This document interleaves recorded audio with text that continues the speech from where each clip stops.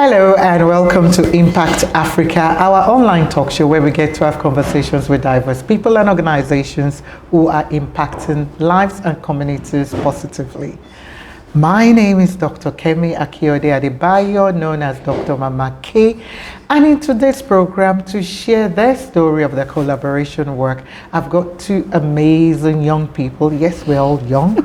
I always tell you guys, everybody's young on our program. So we've got Mr. Wafiq, who is known as Mr. G, who is the COO of I need to get that right, Sobukwe Nursing Academy based in Cape Town.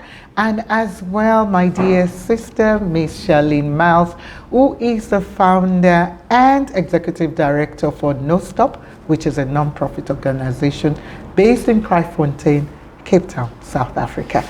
My dear brother, Mr. G, and should I say Miss C as well, Queen C as well. Welcome to Impact Africa. Much, How are you all doing? Doing well. Thanks for asking. All right. So we're going to talk straight about your healthcare and home-based training collaboration. We love collaboration on Impact Africa, seeing different organizations coming together, or individuals or churches or corporates, and so on.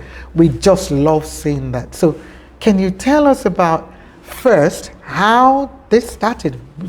Why did you decide to do this? I don't know who wants to go first. Okay, I will go first, then Mr. G.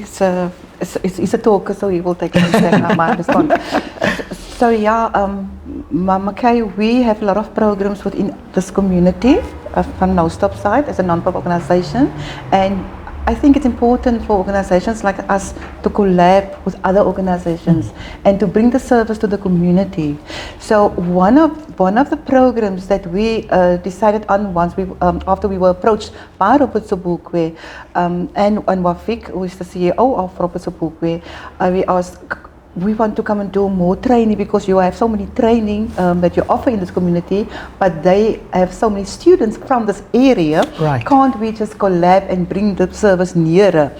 And based on that, he submitted this proposal, and we had a discussion, and also with our landlord, and then we decided let's do this, let's give it a try, and it just exploded. It exploded. We never ever imagined that we will have so many students interested in this community for the healthcare and the home-based care, and that is why it shows that there's a need out there for the nursing careers, and that is how we came about to collab with Nursing Academy. Okay, so Mr. G, if I could ask you, with what you do with your organization, is there something you always go to the different communities, and how has it been based on this training that you're doing together?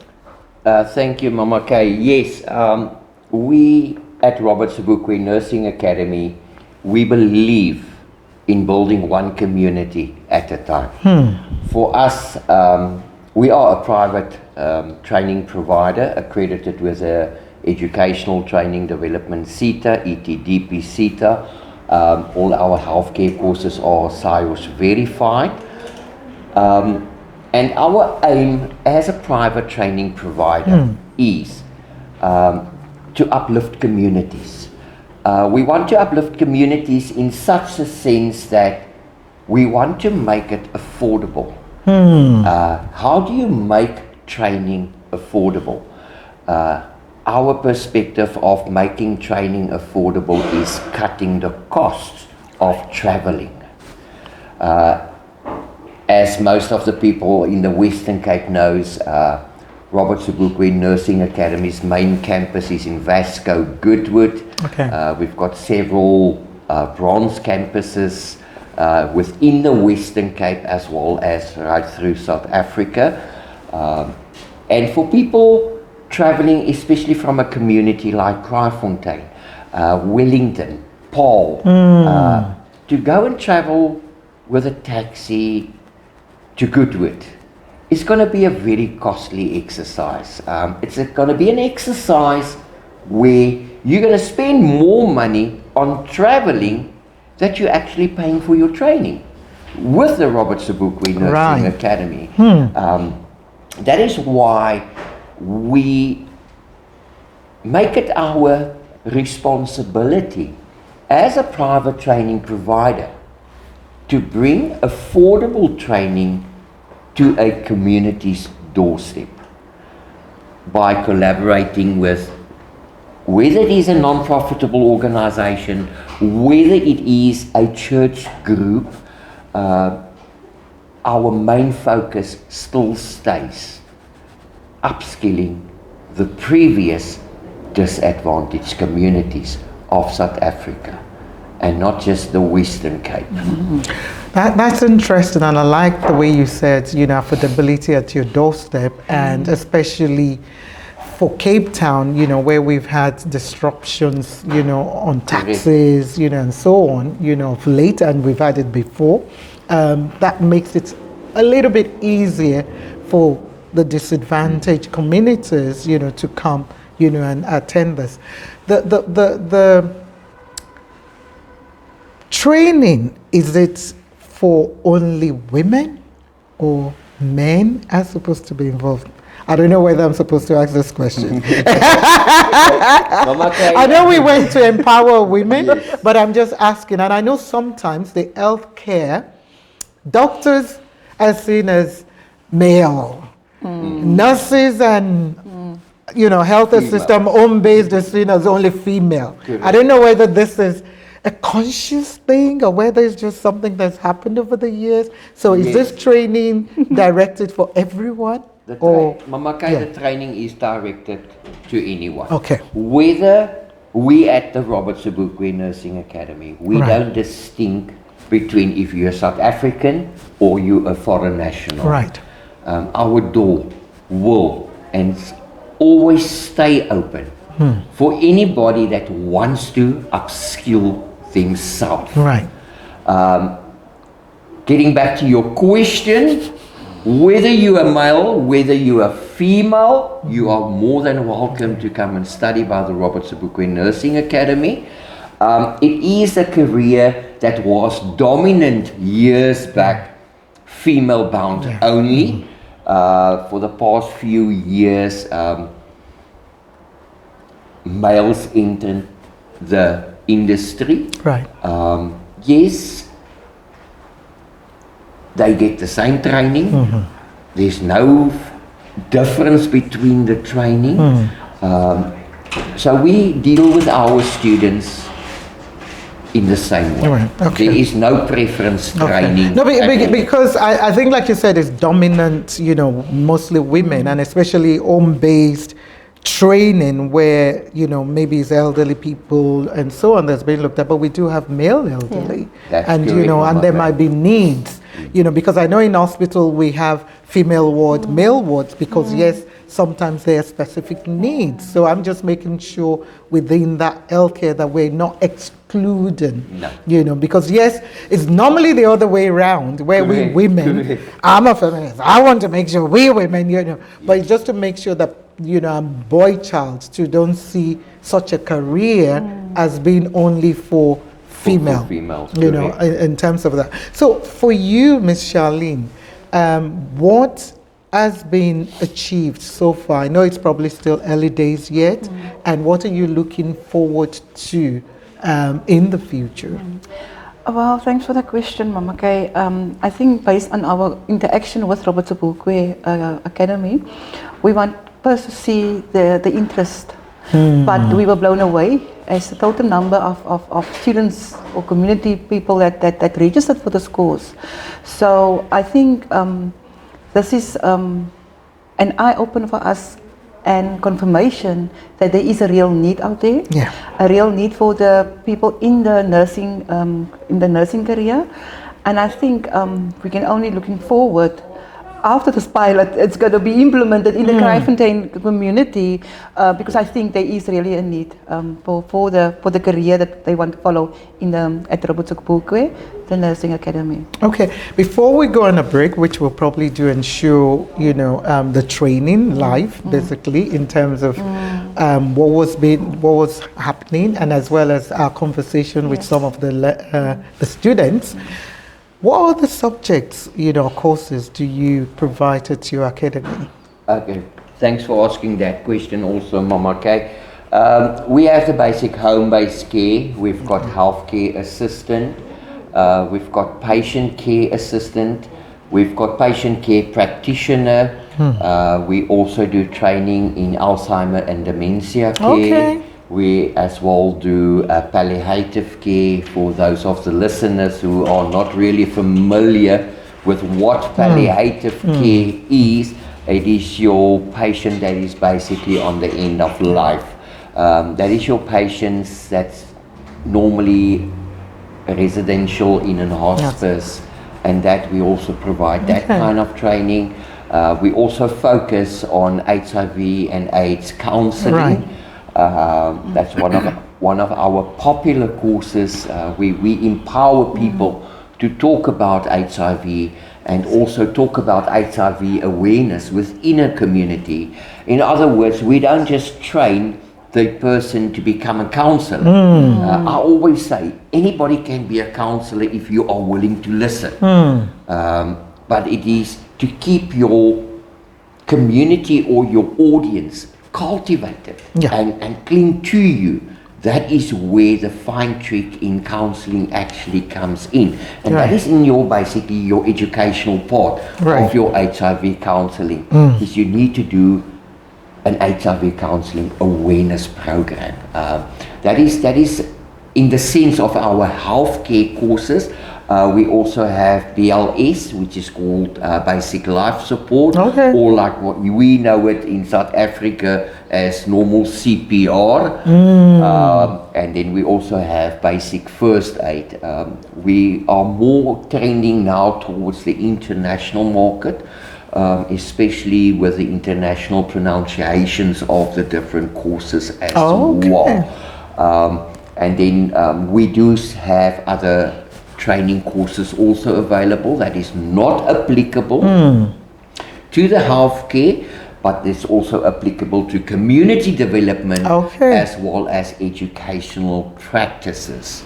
That is our training courses that falls under the ETDP CETA. Wow, there's a lot, obviously in there, but we'll be right back while we'll watch some of the students in training.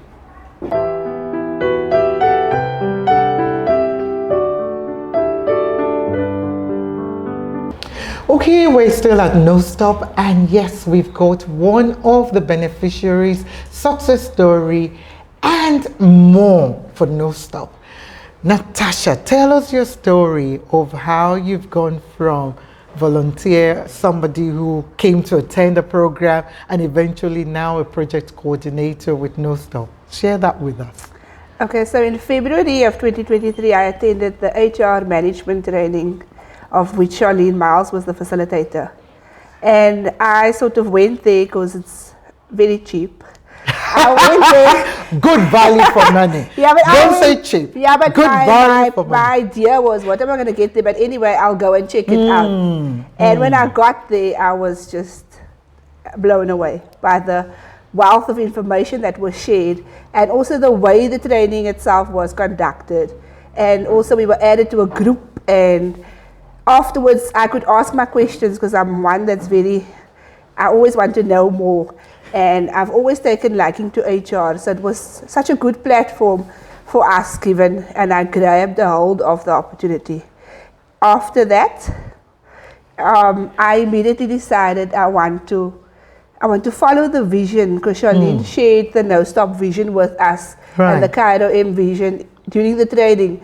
And as I was seated over there, I thought to myself, yeah, you're coming from southern suburbs, they are based in northern suburbs, but how's about to grab this opportunity and just learn, make it a learning opportunity, take it. And I asked Charlene if I could shadow her. Right. And she's your mentor as well. Charlene took me under her wings, and everything she sends me, some 90% of the time, I don't know what she wants me to do. I just say yes, and I try and figure it out. And I ask her when she's got a minute, which is almost never, Charlene, what did you mean by that? And it's really just been an awesome experience for me since. And then I was doing further courses because Charlene encouraged me do this, Tasha, do this, do that. Tasha, sign up for this. And Tasha did everything. And when I was done with the one course, Charlene said, Tasha, I need you to come to the office. And I was also eager to see the actual people that you're dealing with via email. And it was nice to put a face to the name. Right. And the day I got here, it was storming. And, you know, I just found And my you family. didn't give up. I found my family. I didn't know where, how. I said to myself, and I said, Lord, you go before me. This is what I want to do. And like Charlene says, she's got this wealth of information, but she's sharing it with others. So I want to acquire that and also share it with my people. So yes, maybe take the vision, not maybe, yes, take the vision to southern suburbs as well. But first equip myself. And while I'm giving the platform of learning, I'm taking it. Wow.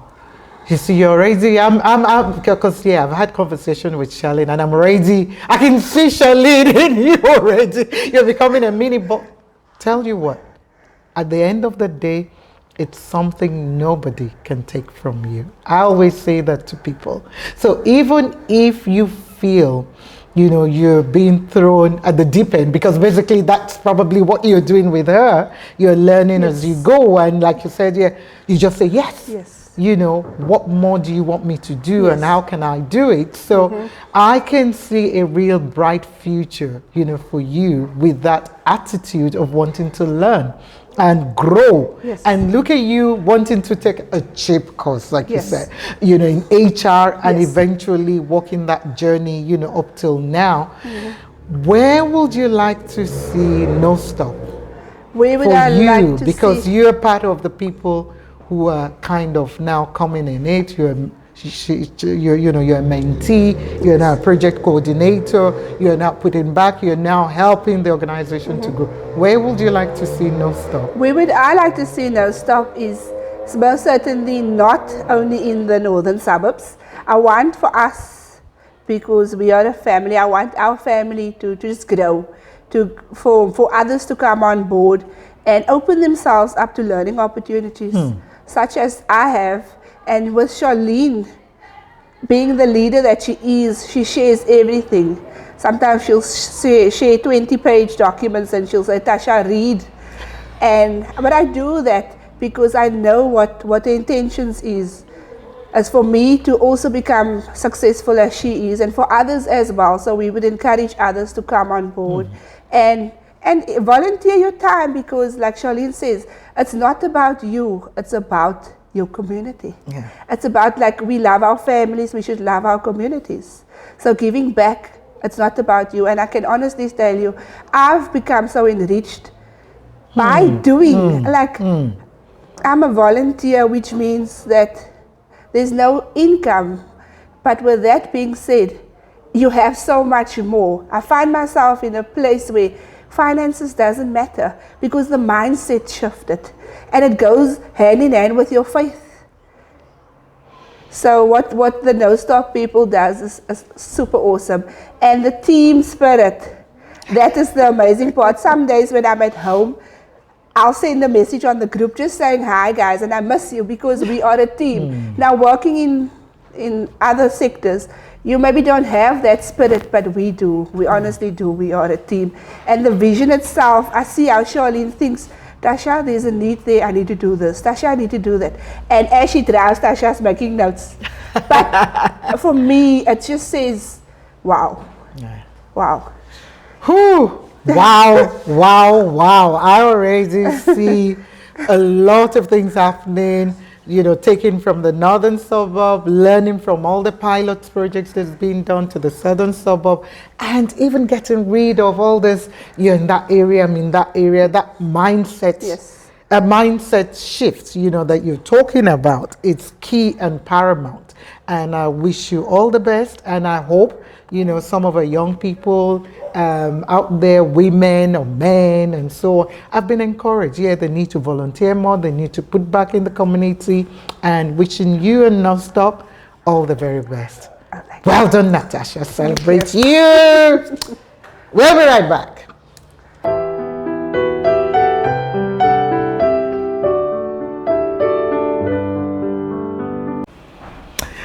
Yeah, seeing those students and hearing their story, their humble story, and their dreams, in terms of what they want to do, and the pep talk you gave them and yourself as well, following their dreams, and some of the subjects they've learned, and seeing the sister who is running the training. I was so humbled, for me personally. So I think the first thing I want to ask is, even though I was humbled and I'm happy, I'm a bit worried that, as well, because I know you have approval for them to go overseas, once they're qualified. How do we make sure not all of our talent and skills in Africa leave? Even though, yes, we want to encourage some to go, because it's all about, going where God leads you, and that's how I've ended up where I am, and I've been in different areas. But how do we make sure we don't then train our young ones with these skills, especially in the health sector, which is needed in UK, UAE, even America, and a lot of places, Canada now, where they're looking for home care workers, not even doctors or anything. Doctors, but now they're even looking for, the chain below there, those care assistants, and so how do we prevent that? And I think that my question is to you, Mr. G. Mama Kay, within the healthcare sector, it's quite difficult, really. Especially if we look at South Africa and we're looking at the different laws and the different acts that we need to follow with, especially if we're looking at the South African Nursing Council regulations, and we're looking at the Allied Health Professionals Acts, and we're looking at the Health Act itself, and we look at the Older Persons Act of South Africa, that's also incorporated, I would say, the Children's Act under the Department of Social Development. It is very stringent, especially in South Africa, to keep a positive lookout, especially in your career field, because the acts sometimes limit you as a person. If I can make an example, you might have a student that's 40 years of age, but 20 years ago, the person stole a chocolate. Right. He has a criminal record. According to the law, that person is not allowed to work in our healthcare industry or even in our working with children because of a criminal act. I mean, I'm a person, I looked at a human being in a different sense. What happened since you committed the crime up till now, and you can actually determine that, or a person's course of his life, because we are forced now as training providers, and not just as training providers, but also as all healthcare facilities, regulated in South Africa by the Department of Social Development, that each and every person working in the healthcare industry, children with creches, community centers, must have a valid police security clearance. I've seen clearances where, that's why I made the example of 20 years back. But that stays on that person's record. But people in our community also don't know that there is a way that you can get that off your name after 10 years. Because nobody tells them that. So they access to information. They linger with that thought over their heads. I'm actually useless. Because of one mistake, my whole career is ruined. I always say, be positive, fight for what you want to do. Yes, we won't be able to stop our people from immigrating to other countries. Which is not necessarily a bad thing. Which is not Don't get me necessarily wrong, a bad people. thing, yes. The healthcare industry in general in South Africa is huge. Yes. It's underdeveloped. Yes, I would say it's underdeveloped in the sense that there is actually not really any governing bodies that's assisting our healthcare workers, especially with their rights and things like that. Like with the nursing council, if you are a registered nurse or you have your registration with the South African Nursing Council, you are actually protected in such a way, where our poor home-based carer, healthcare worker, they stand on their own. If they make a mistake, they are thrown for the lions. I mean, that for me, as a training provider, is very unfair, and as a human being also. And I don't say it's lack of training. I think it's more the lack of knowledge, that people don't know what their rights in certain aspects of a career field is also. Thank you for that, and I appreciate your honesty, with that. And we're not saying, the law, so that people don't get us wrong. What you're saying, the law, the government needs to follow the law and the acts and so on. So, but we're just saying the unfairness in terms of the example, you gave there. My final question, because I know we've run out of time, is not just a question, but maybe more of a statement, and I think maybe to you both, but maybe starting with you. So obviously now the training is being done, and we're hoping the students will eventually get work, and I see probably opportunity maybe for what you're doing in terms of maybe a nursing agency, or I don't know whether that's been considered at the moment, or whether there's a need out there. Yeah, thank you for that question, Mama Kay. There is definitely a need out there for home-based carers and healthcare assistants. We didn't even start with this program here at NOSTOP, and I already received some phone calls from the community and asking me, do you have currently people, because we need for them to come and look after our parents. So that alone tells me that we are on the right track and in the right community. There is a need out there, and yes, people will leave South Africa because of opportunities maybe out there, but we also need to make sure that we retain those talent and those skills here in South Africa. And that is also the one thing that we, as a HR manager and CEO of Kraaifontein, will partner with Robert Sobukwe, and is also to empower them in terms of their rights, in terms of the way how they can apply for these positions, and support them, not having an agency in place for them to support them, because they're standing alone, as mentioned by Wafiq.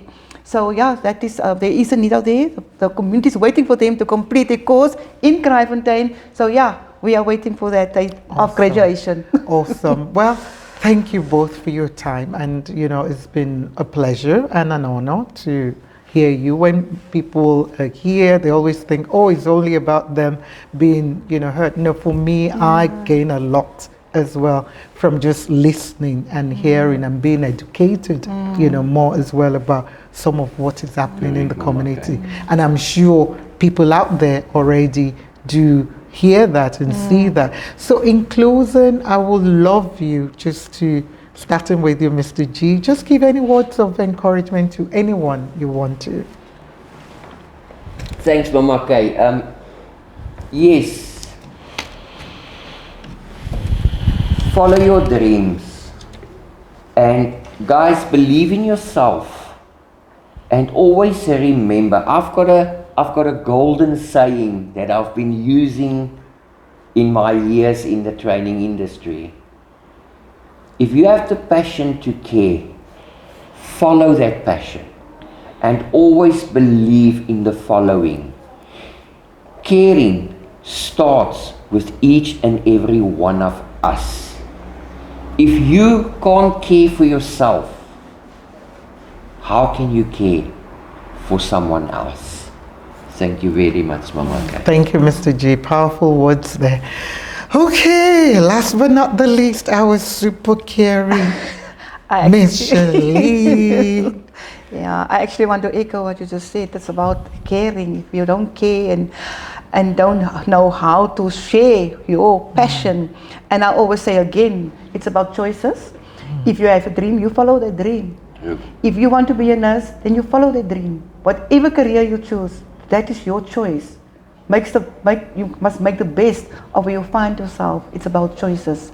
So don't give up, and these opportunities, make use of the opportunities out there. Thank you. Wow. Deep, deep, deep, deep. Follow your dreams. Caring is about sharing, and caring starts with each of us. And yeah, choices.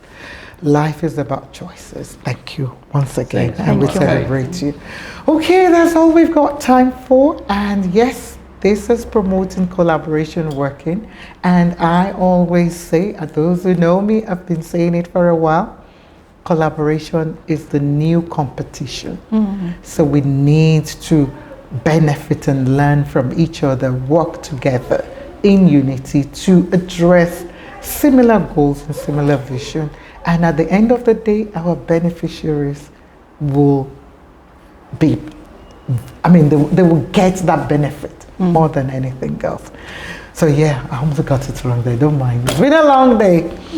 Till next time, this is Dr. Mama K signing off saying, stay safe, stay blessed, and see you next time.